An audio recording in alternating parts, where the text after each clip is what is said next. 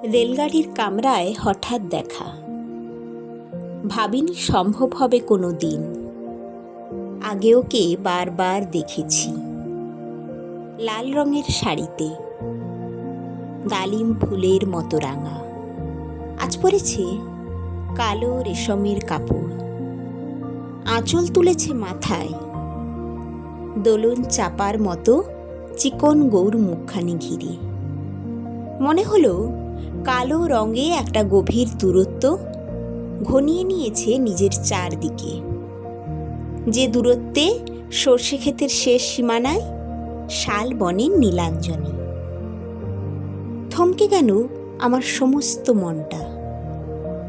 চেনা লোককে দেখলেম অচেনার গাম্ভীর্যে। হঠাৎ খবরের কাগজ ফেলে দিয়ে আমাকে করলে নমস্কার।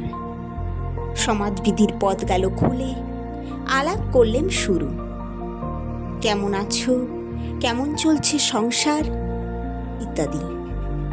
সে রইল জানালার বাইরের দিকে চেয়ে, যেন কাছের দিনের ছোঁয়াচ পার হওয়া চাহনিতে। দিলে অত্যন্ত ছোট দুটো একটা জবাব, কোনোটা বা দিলেই না। বুঝিয়ে দিলে হাতের অস্থিরতায়, কেন এসব কথা? এর চেয়ে অনেক ভালো চুপ করে থাকা। আমি ছিলাম অন্য বেঞ্চিতে, ওর সাথীদের সঙ্গে। এক সময়ে আঙুল নেড়ে জানালে কাছে আসতে।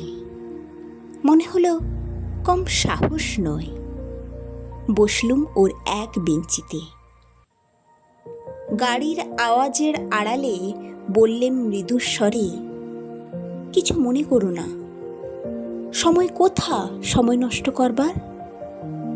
আমাকে নামতে হবে পরের স্টেশনে। দূরে যাবে তুমি, দেখা হবে না আর কোনো দিনই। তাই যে প্রশ্নটার জবাব এত কাল থেমে আছে, শুনবো তোমার মুখে। সত্য করে বলবে তো? আমি বললাম, বলবো। বাইরের আকাশের দিকে তাকিয়ে শুধলো, আমাদের গেছে যে দিন একেবারেই কি গেছে? কিছুই কি নেই বাকি? একটুকু রইলেম চুপ করে। তারপর বললেন, রাতের সব তারাই আছে দিনের আলোর গভীরে। খটকা লাগলো, কি জানি বানিয়ে বললেম নাকি। ও বললে, থাক এখন যাও ওদিকে।